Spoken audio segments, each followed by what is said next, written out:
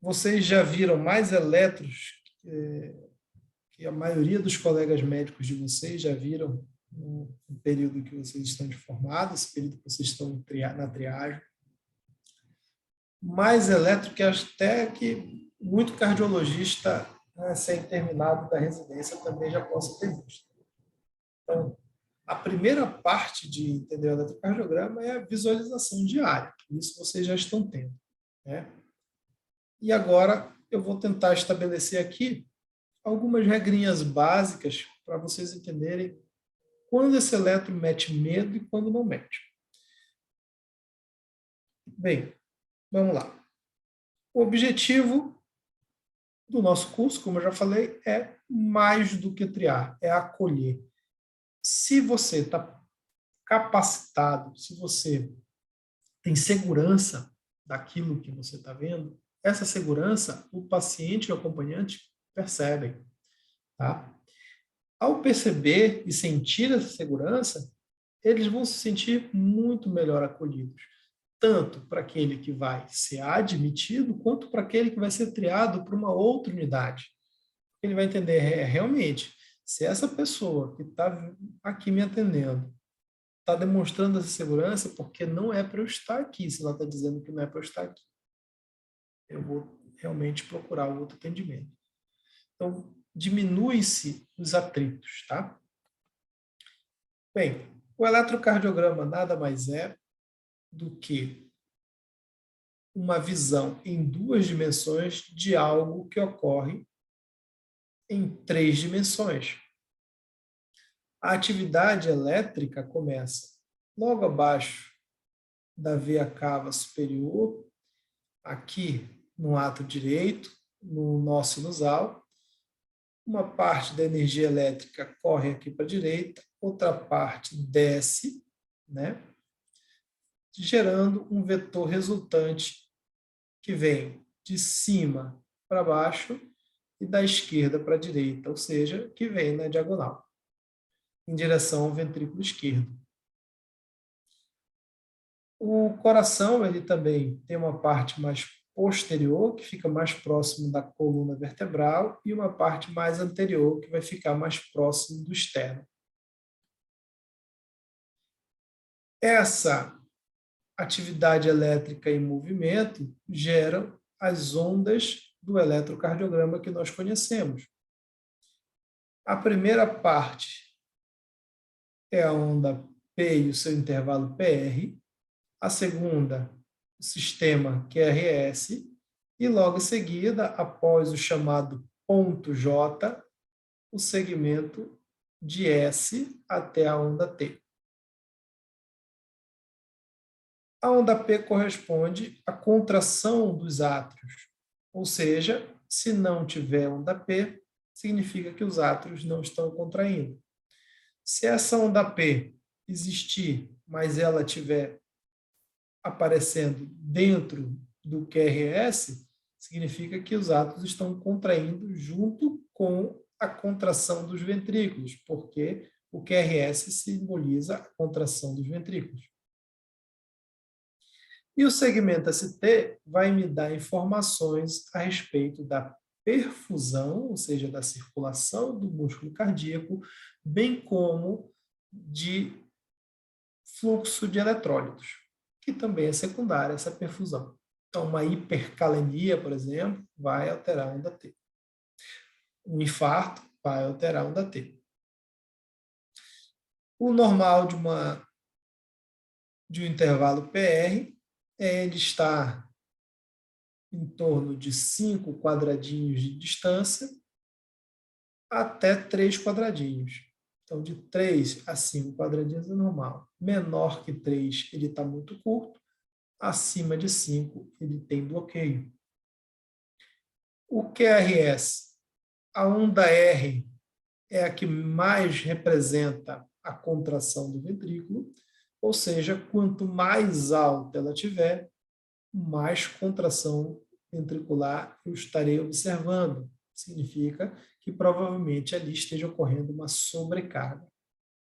Quanto menos onda R tiver, menos força de contração, podendo ter até a ausência da onda R, me mostrando uma zona inativa.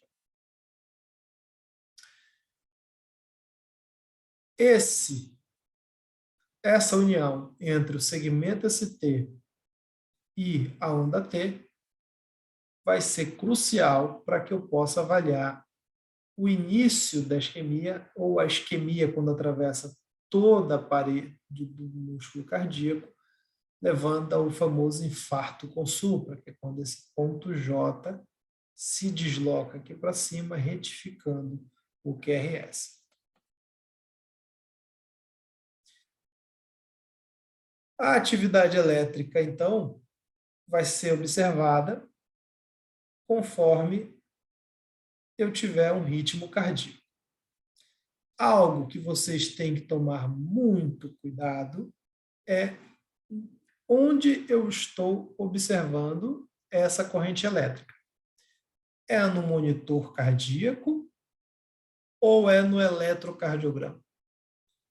Se for no monitor cardíaco, vocês têm que saber qual é a derivação que vocês estão utilizando. É D1, é D2, é V?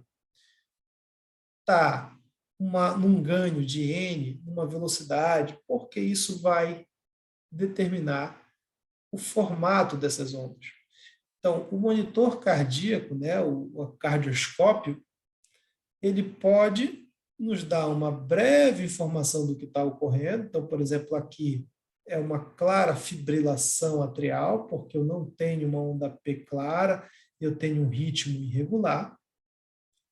Mas isso também pode ser uma interferência. E aí, quem vai me mostrar melhor é o eletrocardiograma. Não confundir com esta onda aqui do cardioscópio, tá? Esta onda aqui é a onda venosa do oxímetro, que muita gente às vezes confunde com arritmia, achando que isso aqui é uma taquicardia ventricular, uma fibrilação ventricular. Não, é a onda de pulso do oxímetro. Então, tá na dúvida? Tira o oxímetro do dedo do paciente e observa o que vai sobrar. Ah, sobrou só o eletro, tá aqui.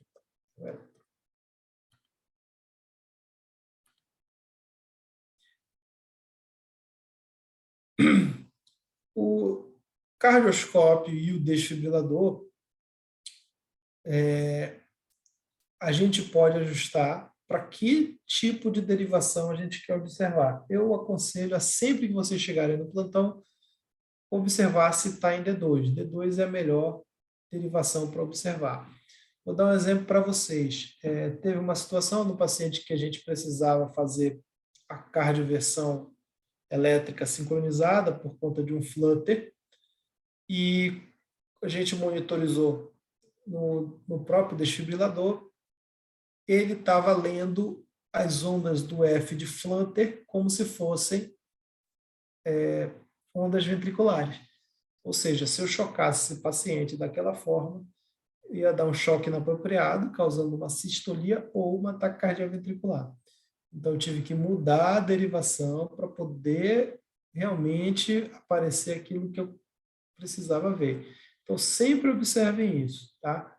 O monitor, vocês podem mudar o ganho, ou seja, aumentar a capacidade dele captar a atividade elétrica ou diminuir, ou então podem mudar a derivação. Muito comum também, por exemplo, às vezes, o ganho está muito pequeno e aí a gente põe lá, não consegue ver nada. Ah, não, está em uma TV aqui de fina. Ou então, o contrário, o ganho está muito alto e aparecem ondas enormes. Ixi, tem uma sobrecarga de átrio, quando não é. Na verdade, é um ajuste, tá? As pás do desfibrilador também podem funcionar como receptores de eletrocardiograma, né? O que vocês têm lá é parecido com esse, né? Onde vocês podem ter até 3 derivações aparecendo ao mesmo tempo, isso vai depender de como vocês fazem o ajuste. Se vier aqui em menu, vocês vão ver o menu, mais. Então, no menu vocês vão aparecer lá várias opções, dentre elas o eletrocardiograma. É só modificar para uma, duas ou três derivações que possam ser observadas, derivações que vocês querem ver. Então, por exemplo, aqui eu tenho uma derivação em D2 e uma outra em AVL. Vejam que a AVL não consegue enxergar nada. Ó. Então, se esse paciente tivesse sendo monitorizado apenas em AVL, você não ia ver nem ritmo. Quando eu vejo em AVD2, eu tenho onda P, QRS, T. Então, a derivação que vocês vão escolher para avaliar o doente é muito importante, tá? Então, observem sempre isso. Aqui eu tenho uma curva de pressão arterial invasiva, onde eu tenho a primeira contração ventricular, jogando o sangue arterial na aorta, e depois o fechamento da válvula aórtica. E isso sendo representado aqui na curva venosa. Então, vejam a curva venosa mostrando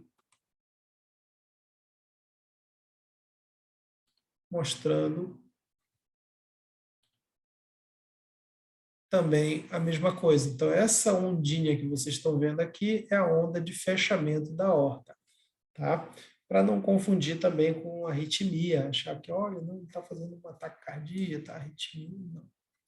A pressão arterial, né, você já sabe, a saturação aparecendo, o termômetro, a temperatura e a frequência cardíaca do paciente naquele momento. Como eu disse, o eletrocardiograma é o mais fidedigno, então, na dúvida, ou até na ausência dela, obrigatoriamente executem o eletrocardiograma para ter respaldo, vocês poderem garantir que o que vocês estão vendo é verdade. O ganho que a gente trabalha quando vocês forem lá na monitorização é o N, ele pode ser N sobre 2, ou seja, diminuir o ganho, ou 2N, 4N, e você está aumentando o ganho. Então, aqui é como se fosse 2N, daí você vai diminuindo até o N sobre 2. Né? A velocidade, 10 milímetros por segundo. Então, sempre observem se o eletro vocês também estão fazendo com esses dados aqui. Porque, às vezes, uma variação na velocidade pode gerar uma falsa arritmia. Por exemplo, se você colocar aqui uma velocidade de 20 milímetros por segundo, quando você fizer o eletro, vai parecer que o paciente está em bradicardia. Ele está com uma frequência de 30, quando na verdade ele está de 60, porque você aumentou a velocidade, você vai ver menos batimentos. É igual aquela... acho que não sei se é da época de vocês, tinha o filme do X-Men, tinha aquele velocista que corria super rápido e tudo parecia parar ao redor. Ou seja, quanto mais rápido você se movimenta, mais lento o restante vai parecer. Né? A teoria da relatividade de Einstein. Lógico, né? De Newton também. Tá? Vamos falar de relatividade agora. Então, se você aumenta a velocidade, você vai diminuir a frequência que você está observando, vai parecer uma bradicardia, você vai querer mandar lá para o CERC para botar marca-passo, quando na verdade era ajuste do eletro. Então aqui, um eletrocardiograma normal, tá? Onde eu tenho um ritmo sinusal, e onde eu procuro o ritmo sinusal? D1, D2, alguém sabe me dizer qual outra derivação eu tenho que procurar, onda P?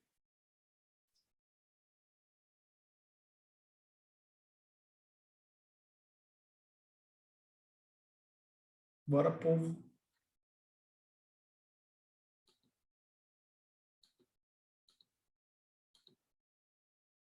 Ângela, qual outra derivação? Não é AVF?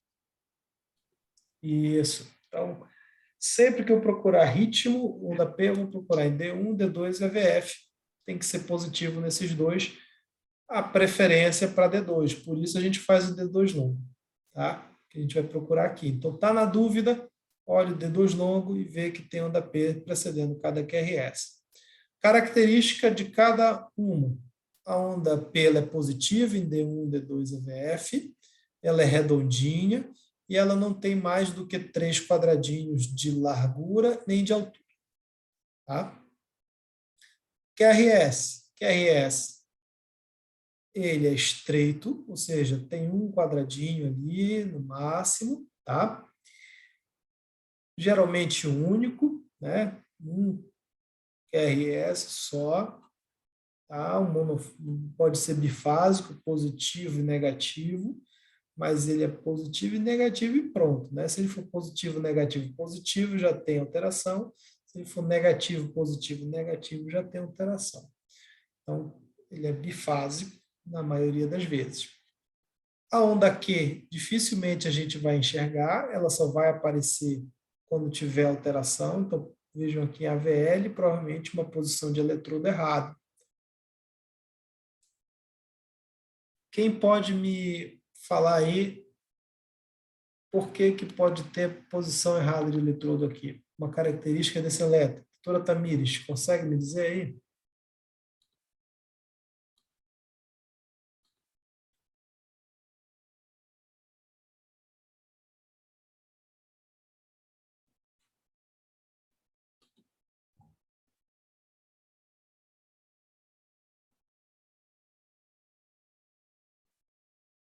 Só sim ou não, pessoal? Tamires dormiu. E Ana? Eu não tô vendo Ah, nenhum. É a Ângela, eu não tô vendo nenhum modificado, não, professor. é porque Não? a E velha tá você aí? Ó? negativo, né? A velha tá negativo. Sim. A VL está Então, não. negativa foi o que eu falei, É, mas existe uma e outra a alteração aqui que referência não deve dela, existir. a referência dele é o D1. E o D1 tá normal. Mais alguém? Doutora Maíra, que vai ser aí a nossa anestesiologista em breve. Tem que saber ver isso aí, doutora Maíra. A senhora que vai monitorizar os pacientes.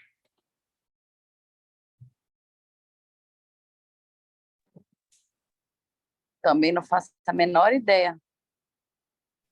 Sempre que vocês pegarem o eletrocardiograma, vocês vão ver ganho e velocidade e vão olhar para a AVR. Tá? AVR tem que ser negativo sempre, tá bom? Então, se a AVR for negativo, tá certo. Tá? Então, aqui não tem alteração do eletrodo. Vocês foram na minha corda Eu e falei que eu pronto, não não estava pode. vendo alteração. Eu falei. Ó, pegadinha. Tá? Então, a VR é negativa. Era só vocês, não, doutor, a VR é negativo. A VR é negativo. Se a VR é negativo, a chance de eu ter trocado eletrodo é quase zero. Se o AVR for positivo, eu vou olhar de V1 a V6, tá? Por quê? Porque o cara pode até trocar o eletrodo das mãos lá. Outro dia estava tendo uma situação dessa. Como os aparelhos que a gente usa lá, as cores, elas são outro padrão, são um padrão norte-americano, os elétrons estavam vindo da triagem com o eletrodo invertido. Então, vem o AVF negativo, DU negativo, AVR positivo. Como é que a gente sabia que estava invertido? Porque V1 e V2 têm que ser negativos. Tá? Eles têm que iniciar negativos. Se aqui tiver positivo e aqui está negativo, significa que trocou o eletrodo. Porque ele pode até errar dos braços, mas de V1 a V6 ele não vai errar. Dificilmente, tem que ser muito zerado na hora de fazer um elétrico para errar. Então, se V1, V2, vejam que o R vai crescendo. É um Rzinho quase nada aqui em V1, em V2 já aparece o outro, vai crescendo. V3 já é maior, V4 já até sai do papel, V5 e V6. Por quê? Porque eles vão chegando em cima do ventrículo esquerdo, e quanto mais chega em cima do ventrículo esquerdo, mais positivo fica. Quando eu enxergo que está negativo, então, por exemplo, se a VR tivesse positivo aqui, opa, acho que inverter os eletrodos. Aí eu venho para o precordial e vejo que o V5 e V6 são totalmente negativos e o V1 e o V2 são positivos, não, é destrocardia. Ou alguma sobrecarga do ventrículo direito que modificou esse eixo. Por isso, pessoal, TEP, tromboembolismo pulmonar, gera S1Q3, T3. Ah, mas o que tem a ver? Agora pegou, né? Bem, TEP vai ser a trombose lá na pulmonar, que vai gerar uma sobrecarga aguda do ventrículo direito. E então o eixo vai se locomover, vai se virar para o lado direito, porque o ventrículo direito vai começar a precisar fazer mais força. E o eixo ele vai para o lado que precisa fazer mais força. O que vai acontecer? Vai surgir uma onda S em D1. É a primeira coisa. Uma onda S em D1. Uma onda Q em D3. Por quê? Porque o ventrículo direito está bem aqui assim. Como ele está sofrendo um estresse agudo, ele começa a sofrer uma negatividade aqui, porque ele não consegue fazer uma boa circulação da sua própria parede no pneu. E a onda T, como eu já falei, fala de perfusão, estresse de parede agudo, não tem perfusão, vai inverter a onda T por conta disso aqui nessa região.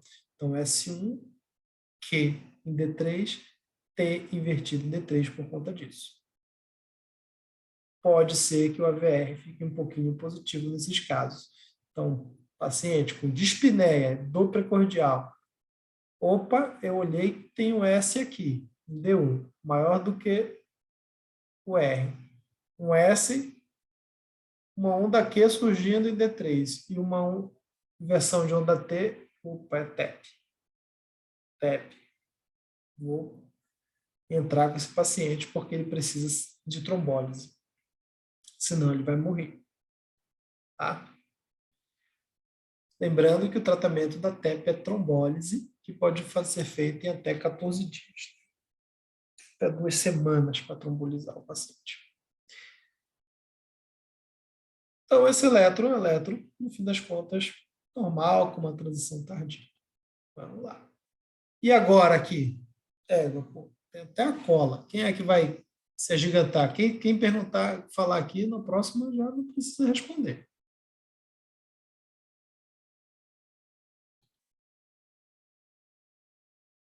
Bora, Expedite.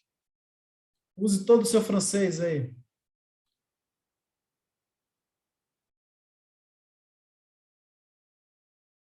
Donc, eu respondo daqui a pouco, eu estou numa situação bem complexa.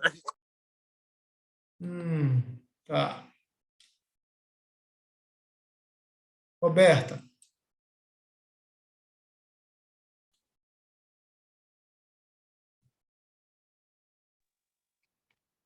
Não é BAVT?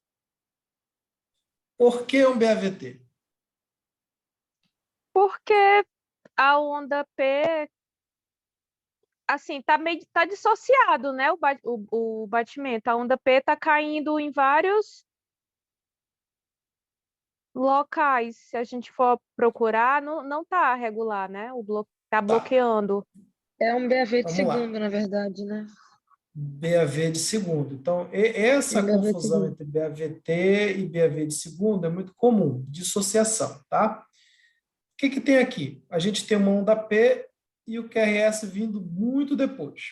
Então, houve um bloqueio. Então tá regular, né? As ondas P estão certinhas, aí caiu uma fora. Não, essa está bem irregular. Não, Esse é o grande problema. Não, essa está irregular, mas o que eu estou dizendo é que não tem um alargamento progressivo, né? As ondas P, ele falha sem avisar, né? É. Então, é um BAV de segundo grau, MOBIT 2, né? Então, tem aqui, não veio, aí depois ele volta praticamente na mesma distância, depois ele falha de novo. E isso aqui é um eletro de emergência, tá bom? Por quê? Porque o BAV de segundo grau, MOBIT 2, se tiver sintoma, precisa de marca-passo provisório. Quais são os sintomas? Então, sempre que vocês observarem bradicardia, na verdade, vamos estabelecer o seguinte: sintomas que inspiram cuidados na urgência cardiológica são congestão, hipotensão, alteração do nível de consciência e isquemia. Tá? Esses 4 sintomas. Então, congestão, hipotensão, alteração do nível de consciência e isquemia. Esses 4 sintomas nos inspiram cuidado. Se o paciente tiver qualquer um desses e esse eletro, ele precisa de um marca-passo provisório. Então, é nosso perfil, independente da situação, ou superlotação ou sem superlotação, tá? Então, fez o eletro, procurou em D1, D2 e AVF. A gente, se eu olhar só a AVF, tem aqui, tem aqui. Em D2, opa, tem um bloqueio. Em D1 tem um bloqueio. Então, vou olhar no D2 longo, opa, conduz, bloqueio. Enquanto que aqui, agora sim, Ângela, fala aí o que tem aqui.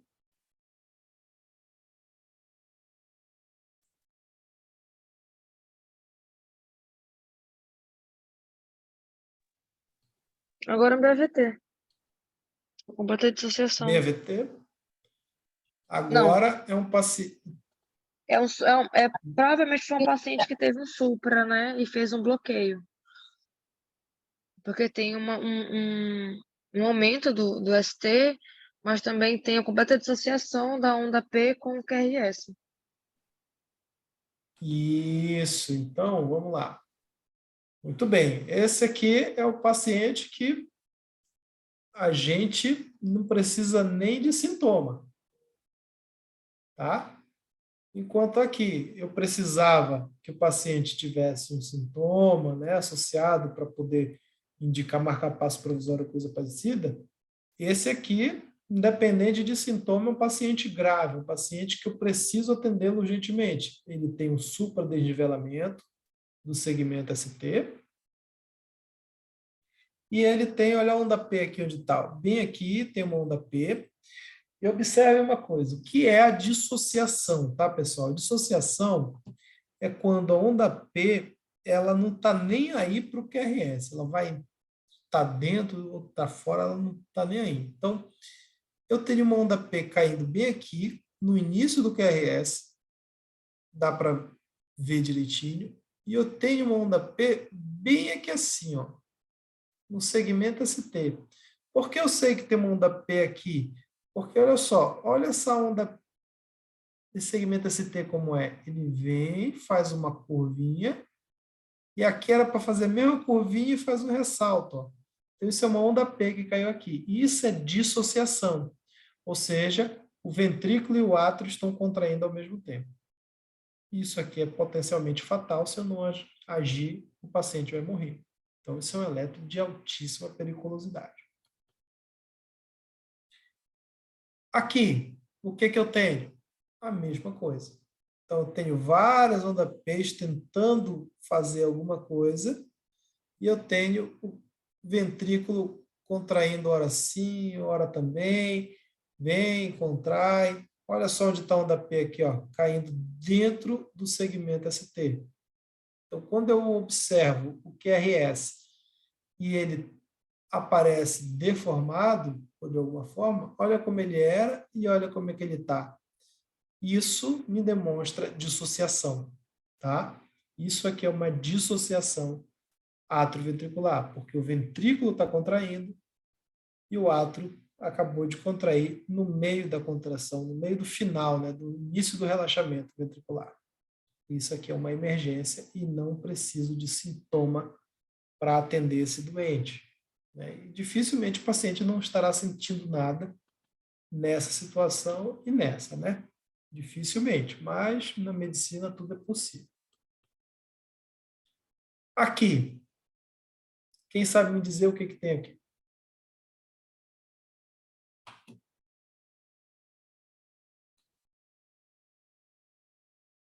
Vivian.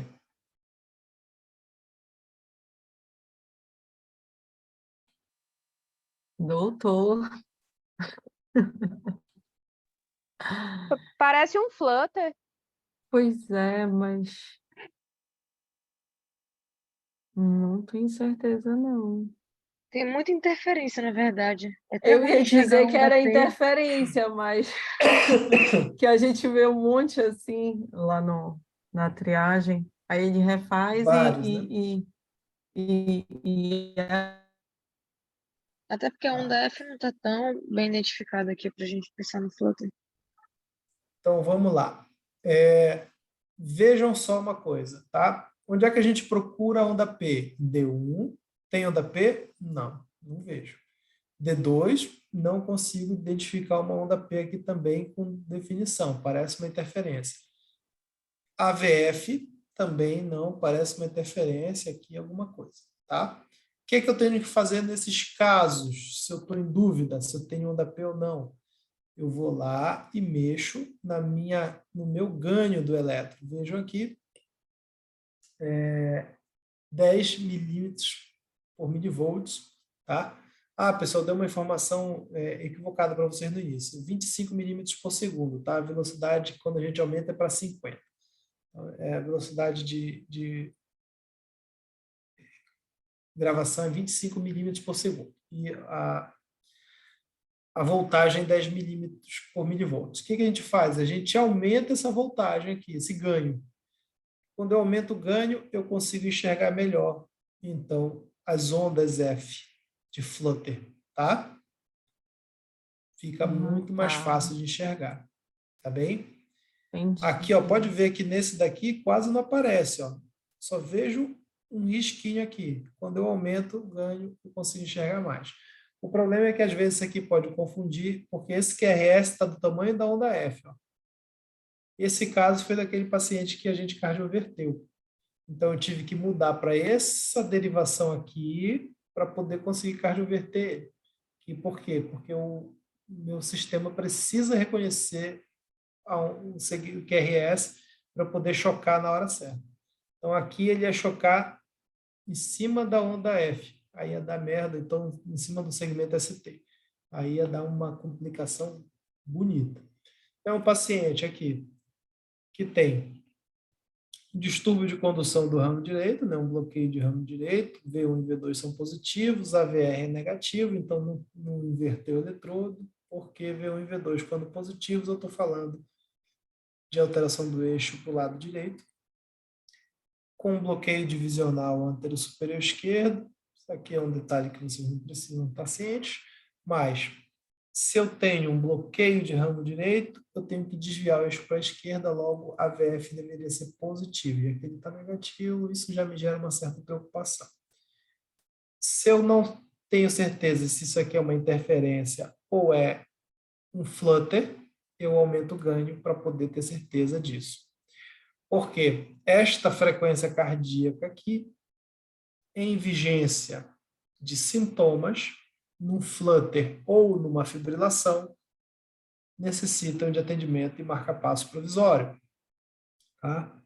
Esse paciente aqui, então, estava fazendo 1, 2, 3, 4, 5, 6, 7, quase 8, né? Quase 8. Então, 50 batimentos, 50 e poucos batimentos, né? Frequências cardíacas abaixo de 60, vigência de flutter ou fibrilação atrial, com aqueles nossos 4 sintomazinhos que a gente já falou, é indicativo de marca-passo provisório. Ou faz atropina para tentar aumentar a frequência, mas a gente não vai fazer nesses casos aqui, ou faz marca-passo provisório para poder tirar o paciente do sinal da instabilidade. Então, é um eletro teoricamente, que poderia ser inocente para a gente, né? Uma frequência cardíaca boa, acima de 50, mas que, por ser um flutter, e se o paciente tiver sintoma, opa, já muda toda a característica, é um sinal de gravidade, sinal de instabilidade. Quais sintomas? Congestão, hipotensão, alteração de nível de consciência ou isquemia, né? A dor precordial. E aqui? Eita, agora eu quero ver.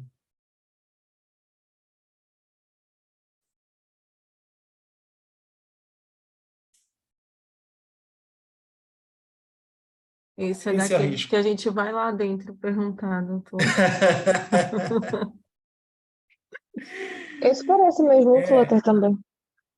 Parece um flutter também, né? Então, olha só. Mas tem um bloqueio divisional também. tem bloqueio divisional, né? Na verdade, até uma zona inativa aqui, não consigo ver um da R em D3 e AVF. Ele tem um bloqueio de ramo direito aqui, porque tem um R, S, R', né? Um V1 positivo, um V2 positivo, então está fazendo bloqueio de ramo direito. Eu não consigo ver um da P, ó, D1 não tem um da P, D2 não tem um da P, pelo menos eu não consigo delimitar, VF também não. Eu não consigo definir. Vejam que um QRS é largado, né? Então, taquicardia com QRS é largado, a gente pensa logo em taquicardia ventricular. É a primeira coisa, né?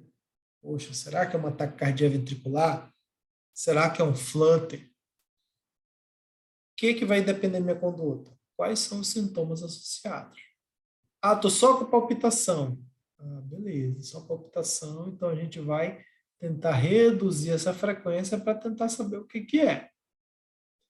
Não, está com sinal de estabilidade hemodinâmica. Então, eu tenho que cardioverter esse paciente, parecendo um flutter ou uma fibrilação atrial de alta resposta. Mas é um flutterzinho. Tá? Um flutter acelerado aqui, atípico, mas é um flutter, com bloqueio de ramo direito. Então,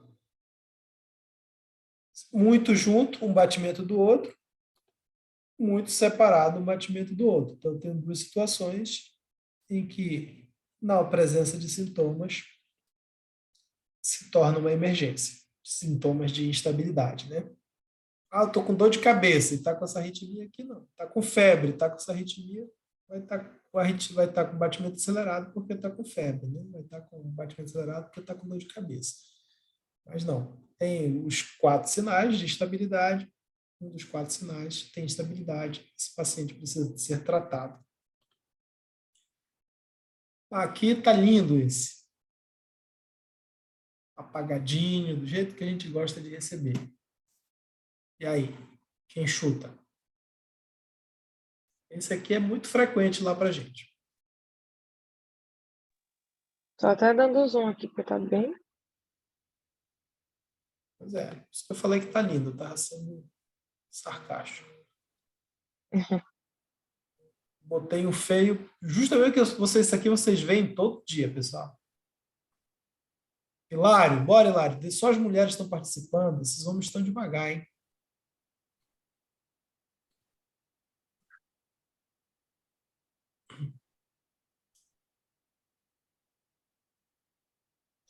É uma brade ou uma taquicardia? Um ataque. Isso, Hilário já colocou aqui, TAC supra. Isso mesmo, né? É uma taquicardia com QRS estreitinho, então uma taquicardia supraventricular. QRS é regular, olha, regularzinha a distância entre ele, a taquicardia supraventricular. Se tiver sintomas de instabilidade, é uma emergência, precisa ser cardiovertido com choque, né? Então, tá com gesto de espiné importante, tá hipotenso, tá com dor precordial, tem alteração do nível de consciência, precisa cardioverter. E essa daqui, chocolate. Parece torsade Aqui. points, por causa do meio aí da. Parece. É uma TV, né? QRS largo, aumenta a frequência Botaram cardíaca. aqui. É uma TV. Expedite botou Mas como FV. É TV, mas essa Vamos parte lá. do É uma meio me TV. faz pensar em torsades, mas eu acho que não, é só TV mesmo. Então, vamos Parece uma lá. TV monomóvel. O que vocês têm aqui? Uma onda P e o QRS. Ó. Onda P e QRS. Onda P e QRS. Então, aqui está sinusal. Mas ele veio desse QRS largo, saiu com sinusal, depois foi para QRS largo de novo. Então, ele está fazendo taquicardia ventricular e saindo de taquicardia ventricular.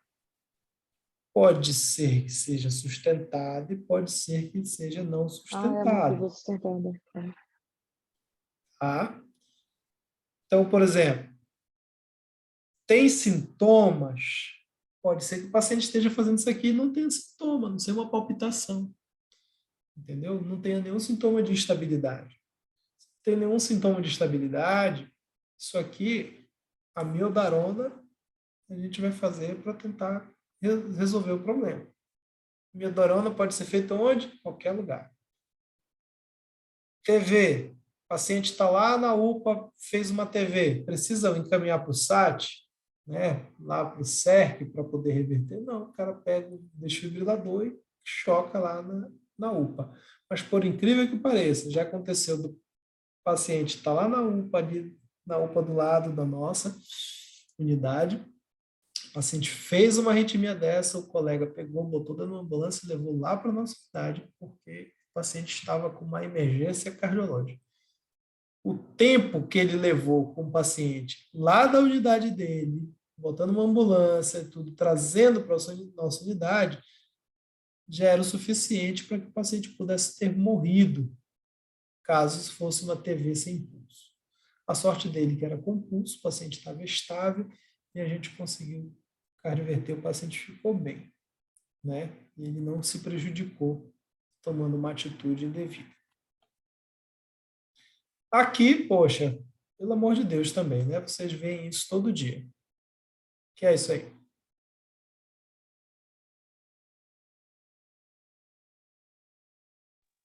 Para mim demora só um pouquinho para carregar a imagem, agora foi. E a M com EM com supra. supra de parede anterior extensa. Então, consulta, né? Parede exterior. Anterolateral, né? Porque pegou toda. Até a parte aqui, pegou D1. Bora, Maíra, não tem essa de socorro, não. Quem mandou querer morar do lado do quem são eles? Desce lá e vai sambar. Olha, então, infarto com supra de parede anterior, viu isso aqui, não tem dúvida, né? Vai entrar. Atentem para a seguinte situação. Pode ocorrer do paciente fazer supra só do AVL e do D1, tá? Eu peguei outro dia um paciente lá nosso, que foi internado com IAM sem supra, e quando eu fui ver, ele tinha supra de D1 e supra de AVL. Então, sempre que vocês observarem, ele tinha um infra de parede anterior aqui. Então, sempre que vocês olharam o eletro, tá? Atentem para 3 coisas no supra, tá bom? Primeiro, às vezes, o infra nos chama mais atenção do que o supra. Às vezes tem um infra proeminente e o supra não é tão proeminente. Então, se tem infra, procura no outro lado o supra. D2, D3, AVF tem infra. Então, deixa eu procurar o supra em V1, V2, V3, V4. Tá? E a recíproca é verdadeira. V1, V2, V3, V4 tem infra. Então, deixa eu procurar o supra em D2, D3 e AVF. Tá? Primeira coisa. Segunda coisa, olhou isso, paciente em dor precordial. Procura a VL, como é que está, e procura o AVF, o D1, como é que está. Se tiver suprado D1 e AVL, eles são paredes que estão vendo a mesma parte do coração. E eu vou voltar para vocês aqui a imagem para que vocês entendam do que eu estou falando.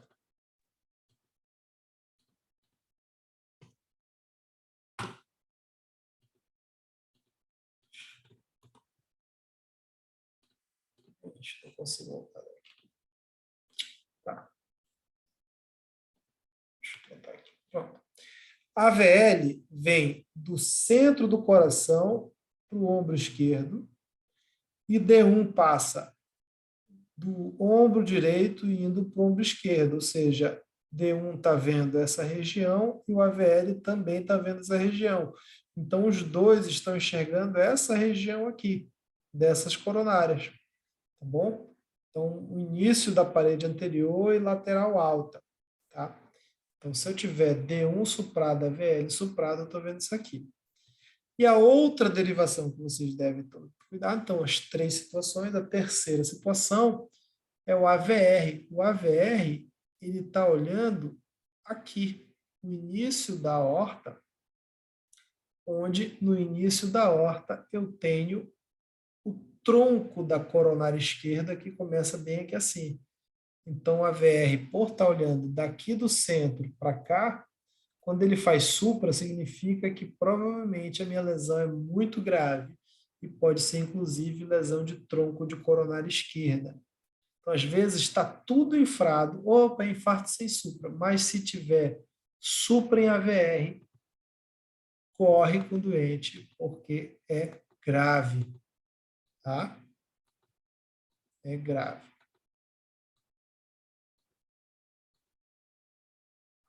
Então, aqui vamos ver a VR. Aqui a VR não está suprado, não é aquela lesão de artéria, então provavelmente só DA acometida. Tá bem? Outra situação que nos chama atenção no segmento ST também, que esteja associada à dor precordial, é o famoso plus-minus. Então,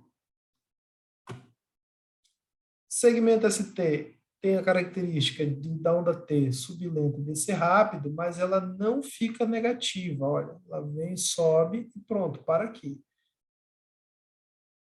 Ela vem, sobe e para na linha de base. Vem, sobe e para na linha de base. A partir do momento que ela tem inversão de onda T, ou sobe e depois ela desce, isso aqui é um sinal de isquemia.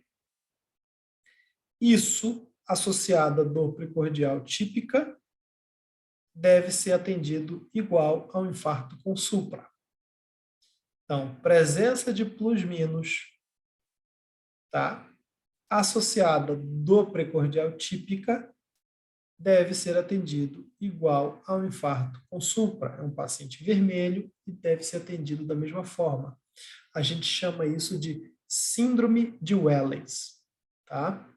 Então, essa situação aqui, viu esse tipo de eletro, corre, porque esse paciente aqui é grave e ele precisa de atendimento imediato.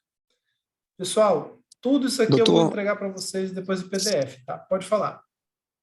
Mesmo com o SAT fechado, então, esse paciente entra? Sim, mesmo com SAT fechado. Tá Ok. bem? Porque é supra, tá bom? Tratar igual a supra. Mesma coisa o supra de AVR. Supro AVR com dor precordial típica, SAT fechado, aberto, que eu não gosto nem de usar esse termo de SAT fechado, porque a gente não fecha, né? A gente contingencia. Se a gente fechasse, a gente não ia atender nem os supros, nem o BAVT, a gente não fecha.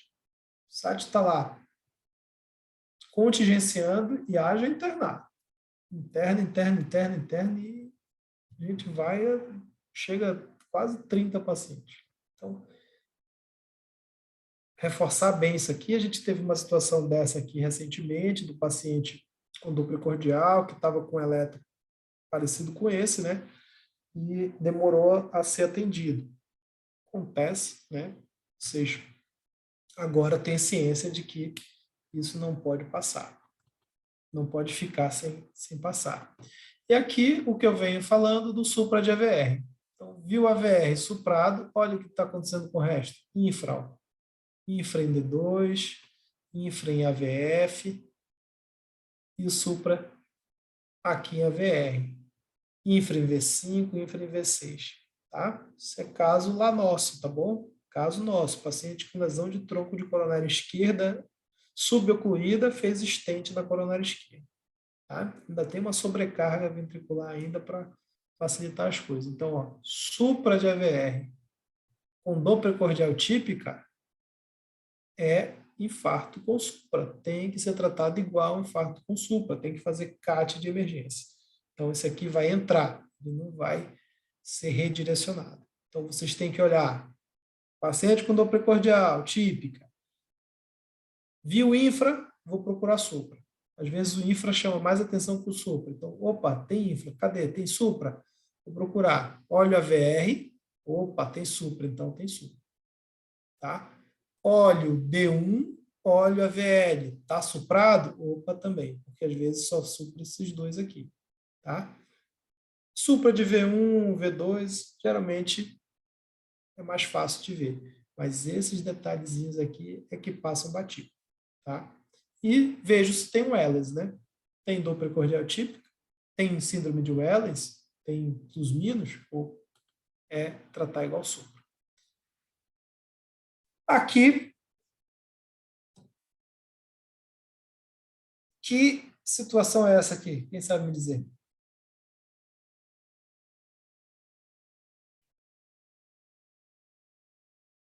Tá acabando já, pessoal.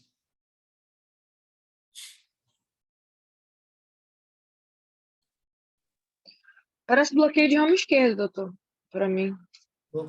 Bloqueio de ramo esquerdo. Perfeito. É isso mesmo, tá? É um bloqueio de ramo esquerdo, simples. Só que não gera medo nenhum, significa que já existe uma lesão miocárdica. Tem paciente que não tem disfunção miocárdica, mas já pode ter Doutor, início de lesão. Oi? e para diferenciar um bloqueio de ramo esquerdo novo de um antigo? Tá. Isso aí, vocês não vão conseguir fazer isso lá, a não ser que o doente traga um outro eletro. Então, ele trouxe um outro eletro, ou que ele fez no mesmo dia, que ele fez semana passada, e o eletro estava normal, e agora ele tem um eletro com bloqueio de ramo esquerdo, é um bloqueio de ramo esquerdo novo, tá? Mas, assim, por características do bloqueio mesmo, é muito difícil a gente fazer essa avaliação, tá? Doutor, Entendi. se tiver no eletro um bloqueio de ramo esquerdo com sintomas na hora, dor típica, entra também, né?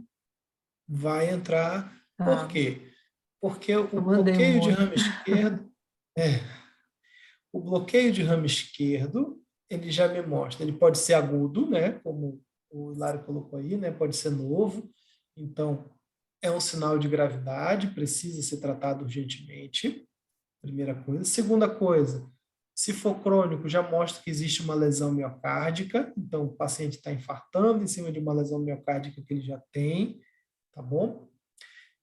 Terceiro, ele pode esconder um supra, tá? Por quê? Qual é a característica do bloqueio de ramo esquerdo? Na verdade, qual a característica do bloqueio de ramo? Bloqueio de ramo, ele tem que ser QRS largo, maior ou igual a 3 quadradinhos. O segmento ST, ele é obrigatoriamente inverso ao QRS.